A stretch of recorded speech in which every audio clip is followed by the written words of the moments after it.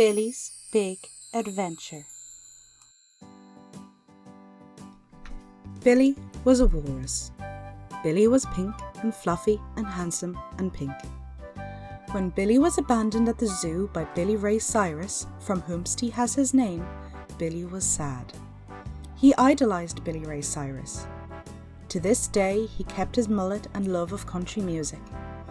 But in July of 2017, a blonde man with a beard, not unlike many blonde bearded men at first glance, came to the zoo and brought Billy home for his partner, a tiny boy named Tiny Peter, who stands just at 4'20", blaze it, my dudes. Look, Peter, it's our new son, said the blonde man. Billy Ray Walrus. But Ben, said the diminutive Tiny Peter, as the blonde man's name was Ben. Wouldn't he now be Billy Ray Potter Austin, as per our marriage? That would confuse him, Tiny Peeps. Let him retain his walrus heritage. It is important to his development, said the blonde Ben. Okay, said the little man. let us give him a kiss then. And so the two grown men gave their new pink son a kiss on the top of his pink fluffy forehead. Billy began his life with Tiny Peter and big blonde Ben. Since then, Billy has had many adventures. He has been through time-twisting portals as set out by Dave Benson Phillips, the portal goblin, who was asked to be left out of it. He has made many friends like Steven Seagull, had many emulate his iconic style like Billy Ray Walrus, Billy Clay Walrus, Billy Ray Walrus, and had a daughter of his own, Miley Walrus. But one day, he once got lost at Thorpe Park. The people at the park said Billy was too small to ride the big roller coaster, but Billy was determined. He was a determined walrus. He snuck away from Ben and Peeps and went on the roller coaster and had lots of fun. But then he fell. His married parents were worried, but not worried enough to come look for him for a long time.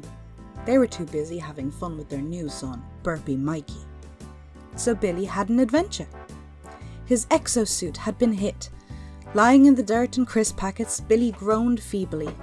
"Wake up, walrus," said a high-pitched automated voice. Huh? Said Billy. "Wake up, walrus," it said again. Billy opened his glassy blue eyes. A ghost girl floated above him. Who are you? The walrus asked. "I am Ivy. You must collect 3 magical hats and return to your parents, or something bad will happen." What that thing? Why 3 hats? Billy asked, perplexed and confused. "I don't make the rules. You will need to call Ecock for that," said the ghost. The ghost was gone.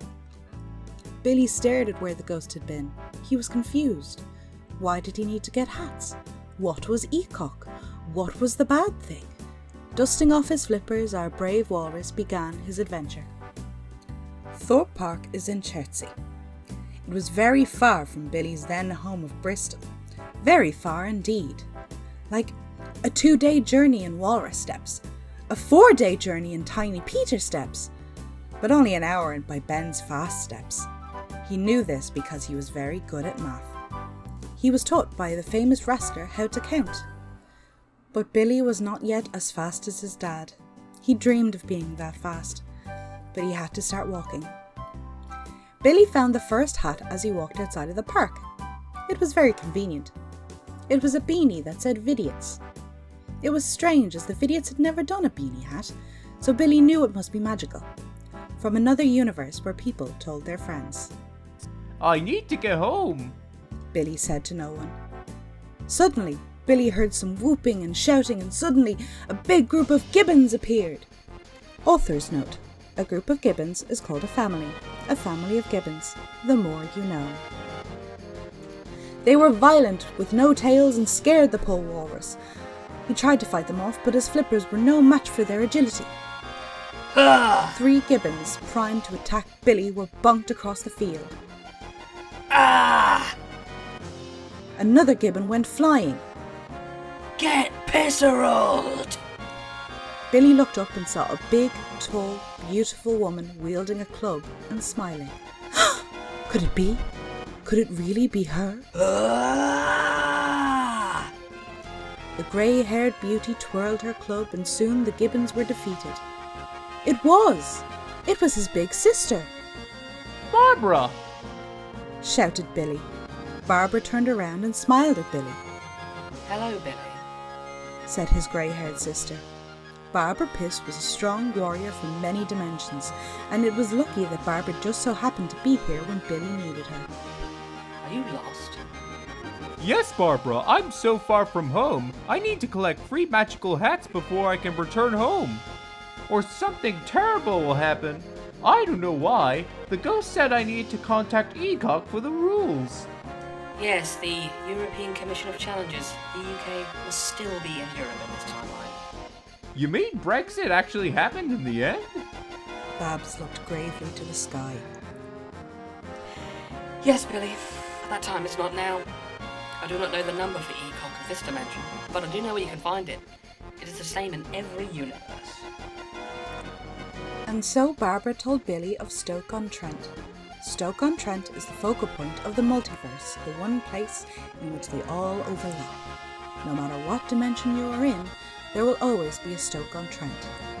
It became like that when Josiah Wedgwood made his factory of Etruria in 1769. Author's note: he really did open it in 1769. I had to refrain from lots of jokes in my essay on Josiah Wedgwood. There you will find the base for the British ECOG, while it still exists. Go now, young Walrus. I must return. Barbara looked off into the distance. To battle. With a large leap, Barbara leaped into the distance, probably to be reunited with Sparkles, her wife. And so off to Stoke-on-Trent Billy went. He stopped for a Staffordshire oatcake as he heard it was a culinary adventure. But Billy knew he had to continue his own adventure. But he was ever so lost. Where was ECOG? I'm a freak! I have hands, and I have feet! Huh? Who said that? Billy looked around but saw no one. If you saw me, you'd faint, you'd be petrified, mummified, turned into a stone, or a pillar of salt! Oh no, then it was good Billy couldn't see him then. Excuse me, Spirit, but could you tell me the way to ECOG? I'm not a spirit. I'm a little extra clever mongoose. Oh, well then, clever mongoose, can you tell me where ECOG is? Nuts! Put a sock in it. Chew coke! Billy was very confused. Whomever this mongoose was, he wasn't making any sense. Leave me, Jim! Billy continued on his journey.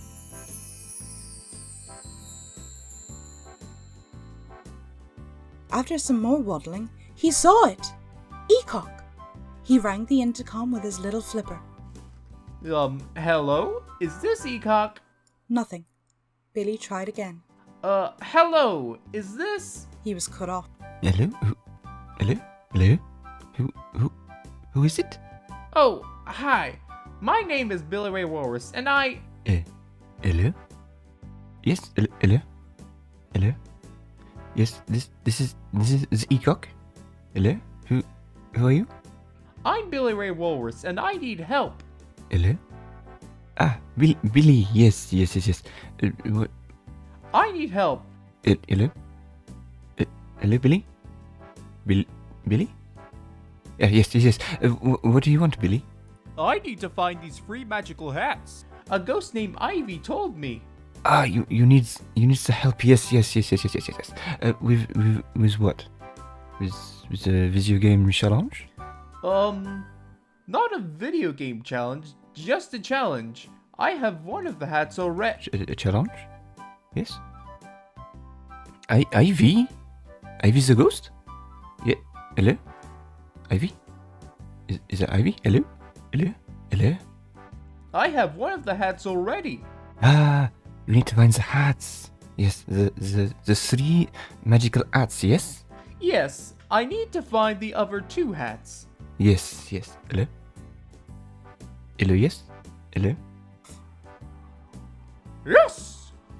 Billy shouted, exasperated. There was no response.